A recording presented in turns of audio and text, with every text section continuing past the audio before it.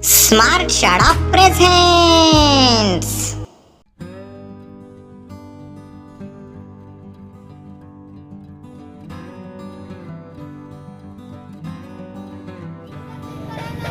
देश को आगे बढ़ाना है, देश को सुरक्षित बनाना है, देश को आगे बढ़ाना है, देश को सुरक्षित मुलांना आम्ही नंतर 20 मध्ये इंट्रोड्यूस केलेला आहे मूल्यवर्धन 3.0. शांतीलाल मुक्ता फाउंडेशन यांच्या वतीने महाराष्ट्र सरकारच्या संयोजनाने की विद्यार्थी आता शिकत आहे, नीट सारख्या मोठ्या मोठ्या परीक्षाही क्रॅक करत आहे, परंतु त्यांच्यामध्ये मूल्य मात्र शून्य आहे. याचं कारण काय? बऱ्याच ठिकाणी दिसतात आपल्याला की हे मूल्य आपण जोपासू शकत नाही आहोत. इथे कुठेतरी गुरुजींनाही कारणीभूत धरलं आहे. म्हणजे काय की गुरुजीने जर बालपणापासून मूल्य रुजवण्याचं काम विद्यार्थ्यात केलं आणि त्याला पोषक वातावरण मिळालं तर ते मूल्य वर्धन होत राहील, संगोपन होत राहील. म्हणूनच ही मूल्यवर्धनाची महत्त्वपूर्ण तासिका इथे आपण शिक्षण परिषदेमध्ये घेतात. बिलकुल 10 ते 12 मिनिटांमध्ये आपली तासिका बनणार आहे. तर डीपीपीची आठवण अशासाठीच केली होती की आपण खूप ऍक्टिव्हली करते है ना, काहीतरी ऍक्टिव्हली करूया म्हणजे झोप गीत थोडेसे मला की वासा येतात, थोडं फ्रेश होऊन जाऊ.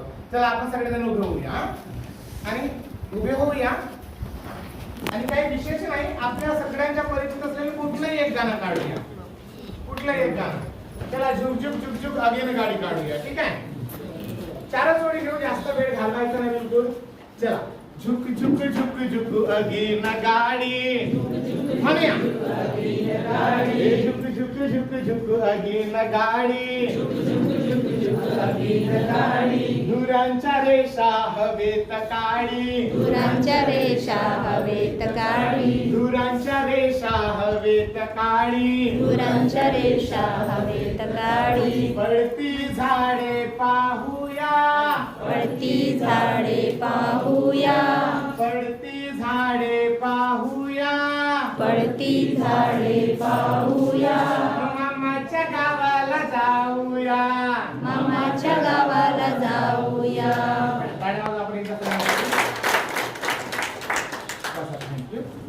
आता बघा आपण गाणं शिकलो, गाणं म्हटलं, ऍक्टिव्हली पार्टिसिपेट झालो. 4 जोडी झुक झुक झुक झुक अगेन गाडी, धुरांच्या रेषा हवेत काढी, पडती झाडे पाहूया, मामाच्या गावाला जाऊया. या 4 ओळीमध्ये एनईपी 2020चा उद्देशाने काय कसं शिक्षणात देता येईल आपल्याला, तर इतर विषयांशी यांचा सहसंबंध जोडून. गाणं अगदी बालगीत आहे, मजेशीर गाणं आहे, पूर्ण नाचतात छान. आता 4 ओळीमधून आपण इतर विषयाशी सहसंबंध जोडून बघूया. ठीक आहे सर? झुक झुक झुक झुक अगेन गाडी, काय कुठल्या विषयाशी संबंध जोडता येईल? मराठीशी, विज्ञानाशी. धुरांच्या रेषा हवेत काढी प्रदूषणाशी लावू शकतो. रेषा पर्यावरण, जी रेषा आहे भूमितीशी लावू शकतो, गणिताशी लावू शकतो. पडती झाडे पाहूया, परत पर्यावरण आलं, हिरवेगार बनराई आली, वृक्ष संगोपन आलं, ही मूल्य. मामाच्या गावाला जाऊया म्हणजे नातेसंबंध, त्यांची ओळख, सामाजिक सलोखा, या सगळ्या पूर्ण असं याच नाही, कुठल्याही गाण्यामध्ये आपल्याला अशा प्रकारचा सहसंबंध जोडता येतो, फक्त तो आपण जोडण्याचा प्रयत्न केला पाहिजे. आणि ह्या सगळ्या गोष्टीमध्ये आपण शिक्षक म्हणून कुठेतरी कदाचित कमी पडत असणार असं जेव्हा सरकारला वाटलं, तेव्हा शांतीलाल मुक्ता फाउंडेशननी मग आपला प्रपोजल घेऊन महाराष्ट्र सरकारकडे जातो आणि मग मूल्यवर्धन जो बंद 2.0 मध्ये बंद झालेला उपक्रम परत 3.0 ला एक्सटेन्शन देऊन 5 वर्षासाठी हा उपक्रम वाढवलेला होता. विद्यार्थ्यांच्या सर्वांगीण विकासासाठी शाळेत विविध उपक्रम राबवणे आवश्यक आहे. मूल्यवर्धन 3.0 आणि आनंददायी शनिवार हे उपक्रम विद्यार्थ्यांच्या कौशल्य वाढीसाठी महत्त्वाचे आहे. आता महाराष्ट्र शासनाने दप्तर मुक्त शनिवार आणि आनंददायी शनिवार याची सुंदर पुस्तके काढली आहेत. 100-150 पानाची पुस्तिका डिजिटल आपल्या वेबसाईटवर मिळते आणि त्या पुस्तिकेमध्ये जवळ हजारो उपक्रम दिलेले आहेत. हजारपेक्षा जास्त उपक्रम जे महाराष्ट्रातील विविध कानाकोपऱ्यातून जे शिक्षकांनी उपक्रम सादर करतात, त्याच्यातील आपलाही एखादी उपक्रम आहे संविधानाचा. तर त्या उपक्रमामधून हा शनिवार दप्तर मुक्त आणि आनंददायी कसा करायचा. एक आता वादळ उठला, आपण सगळेजण खूप छान छान फोटो टाकतो, ऍक्टिव्हिटी घेतो. एकेकाळी काय व्हायचं म्हणजे 8 ते 10 शनिवारच्या आधी आपली मानसिकता सुद्धा अशी नव्हती, काय उगावा फोटो टाकतो, आपणच करतो काम होती ना. म्हणजे असं म्हणलं नाही, कोणालाच नाही, पण आपल्यापैकीच काही जण म्हणतो की हा थोडंसं करायचं आणि भरपूर फोटो टाकायचे. पण आता सगळ्यांना जेव्हा कंपल्शन आलं या गोष्टीला, आता फोटोची मजा येत आहे आणि फोटो काढताना मजा येत आहे. फोटो काढण्यासाठी आपल्याला उपक्रमही द्यावा लागत आहे आणि मग आपसुकच काही ना काही विद्यार्थ्यांमध्ये मूल्य ते रुजत आहेत, इतर विषयांचे सहसंबंध जोडत आहेत, विद्यार्थ्यात कौशल्य विकास होत आहे. आता मूल्यवर्धन 3.0 म्हणजे काय. सगळ्यांना हे अशा प्रकारचे शांतीलाल मुक्ता फाउंडेशन आणि महाराष्ट्र सरकार यांच्या संयुक्त विद्यमाने मूल्यवर्धनाच्या पुस्तका दिल्या आहेत 1 ते 8व्या वर्गासाठी. मी स्टेटला याचं प्रशिक्षण घेऊन आलेलो होतो आणि DRG म्हणून काम करतोय. तर मूल्यवर्धन काय आहे, मूल्यवर्धनाला अजिबात वेळ द्यायची गरज नाही आहे. मूल्यवर्धन आपल्या शालेय दैनंदिन पिरियड मध्ये होत असते, झालं पाहिजे. म्हणजे आज आमच्या शाळेचा परिसर बघितला, परिसर थोडा मोठा आहे, जास्तही मोठा नाही पण थोडासा मोठा आहे, पण आमच्याकडे पटसंख्या आहे तितकी. आणि मग आम्हाला जर मूल्यवर्धनाच्या उपक्रमातून पटांगण साफ करायला जर विचार केला, 10 ते 15 मिनिटं पुरेसे आहेत, तर पूर्ण पटांगण अगदी साफ स्वच्छ होऊन जातो आणि तो नित्याचा उपक्रम आहे. आज विद्यार्थ्यांना वेगळी उत्सुकता होती, त्याच्यामुळे तुम्ही येईपर्यंत काही विद्यार्थी कचरा उचलत दिसतील, आपल्याला दिसले असतील आपल्याला.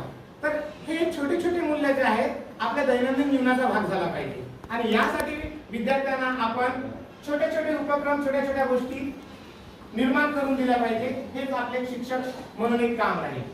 मी काय म्हटलं सुरुवातीलाच की आपल्या एबीपी मध्ये सगळ्यात मोठा गाभ आहे, तुम्ही काही शिकवा, गणित भलेही शिकवा, मराठी भलेही शिकवा, पण त्या विषयाचा इतर विषयाची जर आपण सहसंबंध जोडला तर जे FLNचं जे उद्दिष्ट आहे भारत सरकारने ठरवून दिलेलं, ते पूर्ण होण्यास नक्कीच परिपूर्ण होईल, म्हणजे मदत होईल. आणि म्हणून भाषा, गणित आणि जीवन कौशल्याचा विकास या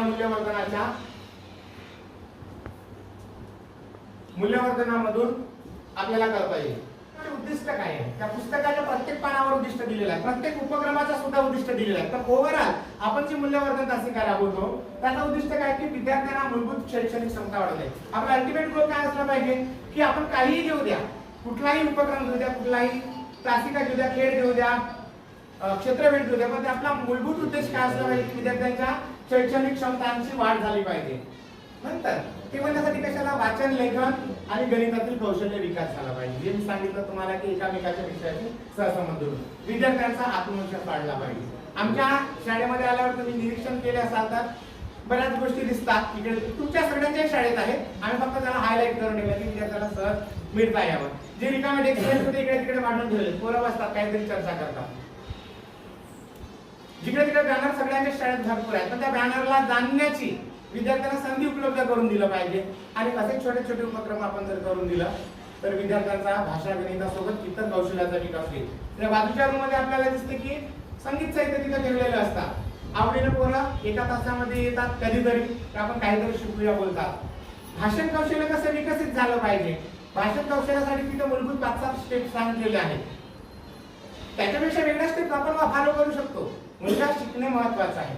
मग भाषण कौशल्य विकसित होण्यासाठी आणि संवाद कौशल्य, संभाषण कौशल्य विकसित होण्यासाठी ज्याच्या मूलभूत अवांतर वाचन, कथा गोष्टीचं वाचन, कविताचा लेखनाचा सराव, स्वयंस्फूर्त वाचन लेखन, या सगळ्या गोष्टींची तिथं आम्ही उपलब्ध करून दिलं आणि मग हे कुठे मूल्यवर्धन होते आणि मग विद्यार्थ्यांचा सर्वांगीण विकास व्हायला आपल्याला मदत होतो. कारण आत्मविश्वास ही एक अशी गोष्ट आहे की पैशाने विकतही घेता येत नाही. त्याच्यासाठी मात्र आपल्याला मेहनतच करावी लागते आणि प्रॅक्टिस आणि प्रॅक्टिसच करावी लागते. मूल्यवर्धन 3.0 अंतर्गत उपक्रम काय की जास्तीत जास्त वाचनाचा सराव. महावाचन चळवळ मागच्या 2 वर्षापासून आपण राबवित आहोत आणि सांगायला आवडेल की महावाचनामध्ये सगळे तालुके खूप छान काम करतात. आपला तालुका जरासा मागे होता, पण मागच्या वर्षी ना आमच्या शाळेने उपक्रम राबवला महावाचनाचा आणि पूर्ण जिल्ह्यामध्ये कहर केला की 12च्या 12 महावाचनाचे अवॉर्ड आपल्या शाळेला मिळालेले होते. म्हणजे काय, आपण जर ठरवलं ना तर मुलं वाचू शकतात, मुलं स्वयंस्फूर्तीने वाचू शकतात, वाचलेलं दुसऱ्याला सांगू शकतात आणि दुसऱ्याला वाचलेलं सांगता येणे याच्यामध्ये किती साऱ्या कौशल्याचा विकास होतो. आपण म्हणतो ना आपल्याकडे जे स्मार्ट डिव्हाइस आहे मोबाईलचं, हा सुपर कॉम्प्युटर झालाय आता. या सुपर कॉम्प्युटरचा वापर करून आपल्या विद्यार्थ्यांना काय करता येते ते जर आम्ही लोकांना दाखवू शकतो. डेफिनेटली परफेक्ट नसेल ना, जाऊ द्या ना, मुलगा किमान प्रयत्न तर करतोय ना. आणि यामध्ये आता आपल्या तालुक्याचा एक धक्का वाढतोय. विनोबामध्ये आपण सगळ्यांचे ऍक्टिव्हिटीज व्हिडिओ टाकत आहोत आणि टाकले पाहिजे, आणि टाकत नसतील तरी नक्की टाकलं पाहिजे. माझ्या शाळेत एक स्मार्ट शाळा म्हणून स्पेशल आम्ही युट्यूबचे चॅनल केले, त्या स्मार्ट शाळेतून आम्ही ते टाकत असतो. पण तेच व्हिडिओ विनोबाला सुद्धा अपलोड करतो. म्हणजे काय होते, डबल फायदा. युट्यूबचा प्रसार जास्त होतो कारण सगळ्यांना ओपन टू ऑल सोर्स असल्यामुळे अख्ख्या देशाच्या बाहेरही आपले व्हिडिओ पाहायला जातात.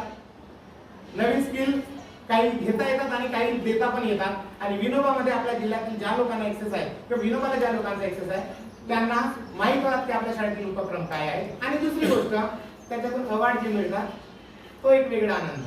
म्हणजे आताच्या घडीला इतके अवॉर्ड मिळाले तर आमच्या सगळ्या विद्यार्थ्यांना अवॉर्ड वाटून आम्हाला पुरलेले आहे. तर अशा प्रकारचे डबल गेम आपल्याला करता येतील. वाचन सराव, गणितीय क्रिया, गटकार्य, कौशल्य आधारित शिक्षण. डेफिनेटली गटकार्य सगळ्यांनी अतिशय चांगल्या रीतीने आपण वापरतात. फुलोरापासून आपल्याला याची सवय लागलेली होती. Peer learning and pair learning हे जो कॉन्सेप्ट होता आपण मागच्या 2-3 मोठ्या ट्रेनिंग क्षमता डिस्ट्रिक्ट पासून आणि नवीन अभ्यासक्रम पहिलीचा या सगळ्या गोष्टींमध्ये बघितलं. पीअर आणि पेअर मध्ये जर आपण विद्यार्थ्याला डिवाइड करून दिलं, एक सारखे पेअर आणि विजातीय पेअर अशा 2 गटामध्ये जर आपण विद्यार्थ्याला आडीपाडीने विभागलं तर एकमेकाच्या ज्ञानाचा नक्कीच आपल्याला वापर करता येणार आहे. आणि विद्यार्थ्याला करावाची आपली स्वतःची मेहनत मात्र कमी होणार आहे. आता आनंददायी शनिवार म्हणजे काही सगळ्यांनाच माहित आहे. शनिवारची सकाळची शाळा आनंददायी करणे, त्याच्यासाठी तुम्ही काही करा. संविधानिक काही म्हणजे अजिबात काही नाही. संविधानिकरित्या जे जे विद्यार्थ्याला उपयुक्त आहे, जे जे विद्यार्थ्याच्या कौशल्यामध्ये विकास करता येईल असं काही करू शकतो. आणि अल्टिमेट उद्देश आपला तो शनिवारचा दिवस विद्यार्थी थकून भागून नाही गेला पाहिजे, आनंदाने उड्या मारत गेला पाहिजे. तो म्हणजे आनंदाचा शनिवार. एससीआरटीने सांगितले की 10 आनंदाचे शनिवार घ्यायचे आहे फक्त. आमचे वगैरे झाले 10 क्लासेस घेऊन, पण आता परत सगळ्यांचे सुरू झाल्यामुळे आम्ही परत एखादी तास एक आनंदाची शनिवारची घेतो. बाकी डेली या 10 आनंदाची शनिवारची नोंद मात्र आपल्या दप्तरी असली पाहिजे. उद्याच्या दिवशी कुणी आले तर विचारते आनंदाच्या शनिवारचं काय झालं. फोटो आहेत पण एखादी छोटासा अहवाल जर 4 ओळीचा लिहून ठेवला आपल्यासाठी चांगलं राहील. पुढच्या वर्षीसाठी ते उपक्रम राबवायला आणि चांगल्या रीतीने राबवायला तो दस्तऐवज महत्वाचा आहे. आणि सुंदर शाळेसारख्या उपक्रमामध्ये सुद्धा याचा उल्लेख प्रामुख्याने केलेला आहे. या एससीआरटीच्या विविध उपक्रमामध्ये मी काय सांगतो की एससीआरटीची आनंदाची शनिवारची पुस्तिका आहे, ऍप वरून डाउनलोड करू शकतो आपण आणि तिथून मग आपण विविध उपक्रम देऊ शकतो. जनरली या 4-5 गोष्टींमध्ये आनंदाची शनिवार विभागलेला आहे. म्हणजे भरपूर आहेत उपक्रम, 1000, पण त्या 1000 उपक्रमामध्ये मी फक्त या एवढ्या 4-5 याच्यामध्ये डिवाइड करून दिलं की समजा खेळ आणि क्रीडा, याच्यामध्ये आपण खेळ आल्या, क्रीडा आल्या, शैक्षणिक खेळ आले, शारीरिक खेळ आले, बौद्धिक खेळ आले, सगळे खेळ, चित्रकला, हस्तकला, याच्यामध्ये सुद्धा वेगवेगळ्या कला, आर्ट्स आला, सगळं कथा सांगणे, अभिव्यक्तीवाला आलं, गीत आणि नृत्य, वैयक्तिक आणि जे कॉन्फिडन्सशी संबंधित आपण सगळ्या गोष्टी म्हणतो, आणि विज्ञानाची प्रयोग म्हणजे आपल्या भाषा, गणित आणि सगळ्या गोष्टी जोडतो. या जर गोष्टी आपण आडीपाडीने घेतल्या किंवा 2-2 उपक्रम आपण शनिवारी राबवले तर आपल्या विद्यार्थ्यांचा त्या दिवसाचा दिवस चांगला जाईल, शनिवार आनंददायी होईल आणि सोबत मूल्यवर्धनाचं सुद्धा काम होईल. याच्यासाठी ही मूल्यवर्धनाची पुस्तिका आपल्या जोडीला असतेच. एकंदरीत ते सगळं करत असताना विद्यार्थ्यांना डेफिनेटली फायदा होणार, विद्यार्थी आनंदित राहणार, विद्यार्थ्यांची उपस्थिती वाढणार. मेन म्हणजे की आज मला नक्कीच खेळायला मिळणार आहे. म्हणजे माझ्याकडचा एक विद्यार्थी वर्ग 2रीलाच आहे माझ्या, तो अजिबात शाळेत येत नाही पण शनिवारी येतो कधी बोलतोय, कारण रेग्युलर येत नाही. आई बाबा बाहेर बीडभट्टीवर आहेत आणि आताच्या तर ते आहेच नाही गावामध्ये, पण तो कधी आला तर शुक्रवार, शनिवार, रविवारी येतात ते गावामध्ये, तर तो शनिवारी मात्र नक्की येतो शाळेत, खेळायला मिळतो. बाकी दुसरा उद्देश काय नाही.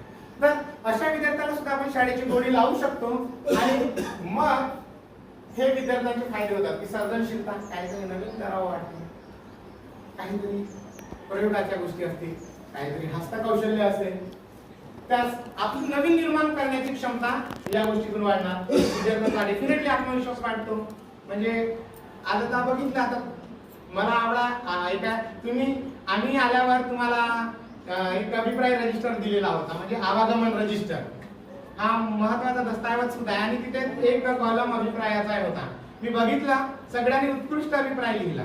म्हणजे मला वाटते की उत्कृष्टच लिहिला, पण अजून जर मला जर काही सांगता आलं असतं की अजून शाळेमध्ये असं असतं तर छान, तर जाताना परत एकदा त्या रजिस्टरला व्हिजिट करा आणि लिहू शकता की असं जर असतं अजून छान, तर आपल्या सगळ्यांचा उपक्रमाचं नक्कीच इथे स्वागत होणार आहे. संवाद कौशल्य सुधारते आणि शिकण्याची आवड निर्माण होते. अल्टिमेट आपला गोल तोच राहणार आहे की FLN चा विकास करायचा, FLN वर थांबायचं नाही, विद्यार्थ्यांचा सर्वांगीण विकास करायचा आहे, भाषा गणितापुरतं मर्यादित न राहता इतरही विषयांची आवड निर्माण करायची आहे. अर्थातच त्याला या सगळ्या गोष्टी जर मिळाल्या वेळेवर तर त्याच्यात शिक्षणाची आवड निर्माण ही नक्कीच होणार. आणि म्हणून याच्यासाठी शिक्षकाची भूमिका सुद्धा फार महत्त्वाची आहे. विद्यार्थ्यांना प्रेरित करण्यासाठी आपल्याला थोडासा जोश भरा राहायला पाहिजे. नाहीतर आपण जर थोडं नर्वस राहिलो तर विद्यार्थी सुद्धा आपल्या त्या दिवशी नर्वसच राहणार. बऱ्याच लोकांना अनुभव आहे, माझ्यापेक्षा श्रेष्ठ शिक्षक आहे तिथे बसलेले, परंतु कधी कधी आपण आपल्या विविध समस्या घेऊन शाळेमध्ये येतो आणि तसेच मोडत राहतो. पण त्या समस्या जर आपण तिथेच टाकल्या आणि विद्यार्थ्यात रममान झालो तर कदाचित आपल्याला असलेल्या समस्या सुद्धा शाळेच्या विद्यार्थ्यांच्या माध्यमातून सुटू शकतात. आपण हॅपी राहू शकतो. नवीन उपक्रम राबवणे, सहभागी शिक्षण पद्धती वापरणे. ही सहभागी शिक्षण पद्धती अशासाठी आहे की वेगवेगळे विद्यार्थ्यांचे गट करून एकमेक ज्यांना जे येते ज्यांना जे येत नाही अशा विद्यार्थ्यांचे गट करून वेगवेगळ्या वयातील वेगवेगळ्या वर्गातील विद्यार्थ्यांना एकत्र करून सहभागी शिक्षण पद्धतीद्वारे आपण मूल्यवर्धनाचे शिक्षण देऊ शकतो. अर्थात मूल्यवर्धनाचे शिक्षण जर दिलं तर आपण मूल्यवर्धनाच्या शिक्षणातूनच इतर विषयाची आवड नक्की निर्माण करू शकतो. एकंदरीत माझ्या या संपूर्ण तासिकेचा सार जो आहे मूल्यवर्धनाचा आणि दप्तरमुक्त शनिवार म्हणतो, हॅपी सॅटरडे म्हणतो, आनंददायी शनिवार, त्याचा निष्कर्ष काय की मूल्यवर्धन दीपावली आणि आनंददायी शनिवार या उपक्रमामुळे विद्यार्थ्यांचा सर्वांगीण विकास होतो. आपण जर राबवलं प्रामाणिकपणे तर नक्कीच होतो आणि शाळा आनंददायी आणि प्रेरणादायी बनते. सगळ्यात महत्त्वाचं आपली शाळा आनंददायी असली पाहिजे. जे मोठ्या मोठ्या कॉर्पोरेट स्कूल्स आहेत त्यांनी सगळ्यात पहिल्यांदा त्याच्यावर काम करतात की भव्य इमारत, भव्य सुशोभन, त्याच्यावर अतोनात पैसा खर्च करतात आणि मग आपल्याला आकृष्ट करतात. त्या आपल्या विद्यार्थ्यांना पालकांना आकृष्ट करतात. तर आपल्याकडे जरी निधी कमी असला तर ज्या माध्यमातून होऊ शकते आपण प्रयत्न केला तर प्रयत्नाला यश नक्कीच मिळते, निधी नक्की मिळेल. आपण फक्त प्रयत्नित राहायला पाहिजे आणि शेवटी आपली शाळा आनंददायी होईल आणि इतरांसाठी प्रेरणादायी बनेल. की त्याला भूषण भावना विचारली, भाऊ म्हणते एवढे पैसे कुठून आणलात का म्हणते. बघा भूषण भाऊ म्हणजे पैसे कुठूनच आणलेले नाही, फक्त प्रयत्न जर केला तर पैसा सगळं आपोआप मिळते. कारण अजूनही आम्हाला कुठलंच बक्षीस भेटलं नाही. हे सगळं केलेलं आहे ते आमच्या गुरुजीच्या फार प्रचंड इच्छाशक्तीमुळे सगळं झालं आणि गावकऱ्यांच्या आणि सहकार्यामुळे झालेलं आहे. त्याच्यामुळे अशक्य असं काहीच नाही. आपण थोडं पॉझिटिव्ह राहिलं तर सगळं पॉझिटिव्ह मिळेल. कारण मूल्यवर्धन ही काळाची गरज आहे आणि म्हणूनच मी ते माझं व्यवस्थित ऐकून घेतलं. जेणेकरून फक्त ऐकण्यापुरतं न राहता काहीतरी या तासिकेतून आपण घेऊन जाऊन आनंददायी शनिवार अजून आनंददायी कसा करता येईल आणि मूल्याचं रुजवणूक कशी करता येईल हीच आशा वाढत आणि माझी तासिका इथे थांबवतो. Thank you very much.